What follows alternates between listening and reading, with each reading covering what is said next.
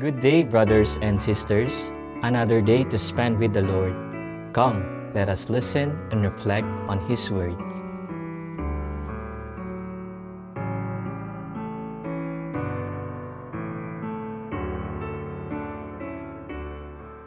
A reading from the Holy Gospel according to Saint Luke. Jesus said to his disciples, "A rich man had a steward who was reported to him for squandering his property. He summoned him and said, 'What is this I hear about you? Prepare a full account of your stewardship, because you can no longer be my steward.' The steward said to himself, 'What shall I do, now that my master is taking the position of steward away from me? I am not strong enough to dig, and I am ashamed to beg.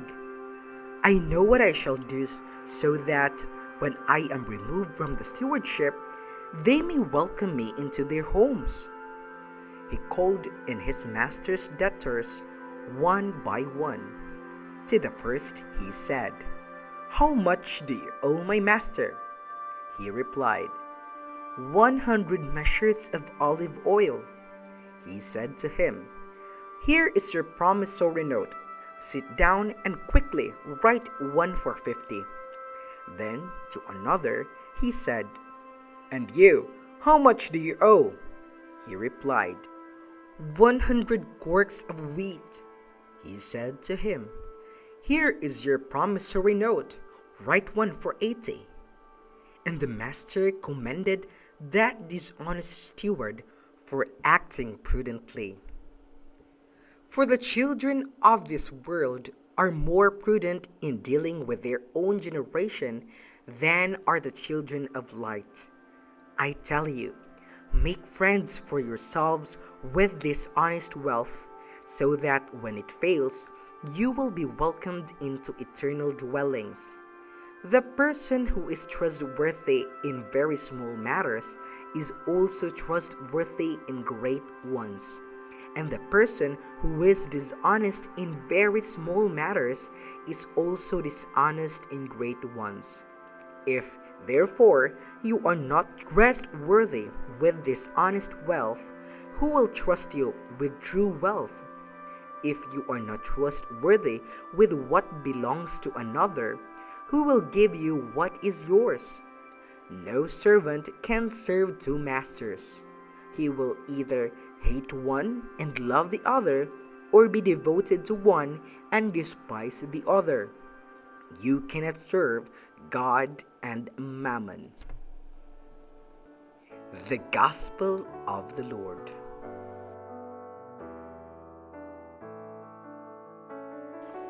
An invitation to resourcefulness. The gospel parable seems to jump out directly from newspapers' headlines or from updates in the internet. Every day, we have stories of politicians, managers, and agents accused of and dismissed for mismanaging or squandering the people's money or the money entrusted to them. Accounts of falsified documents, forgery or counterfeiting, misuse of funds, illegal lobbying, etc. It seems that Jesus speaks of our time rather than his own. We wonder if human nature has changed for the better, if there is something truly new under the sun. The deeds of the steward are rather commonplace. What is surprising and disturbing is the commendation that he receives. We expect to hear Jesus vigorously denounce the swindling, but he gives none. Jesus purposely sets the scene to draw from the story an important but unexpected lesson. Do you see the resourcefulness of the children of this world? They secure their future without delay. Would that you were as capable as they are in securing your future with God. Is the steward guilty of the imputation that he squandered his master's property? Most probably he is, but he does not waste time trying to justify himself. He comes out with an acceptable solution and pursues it. He loses his commission in changing and lowering the accounts. But it is much better than losing everything. In reality, it is the master who pays the price of the transaction. Truly a masterpiece of cunning. The point of the parable is not the dishonesty and bad faith of the crook.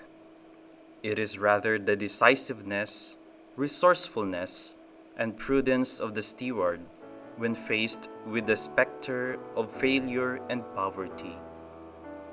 Would that the children of light be as decisive and resourceful in securing their future, not by amassing wealth, but by laying up treasures of the kingdom.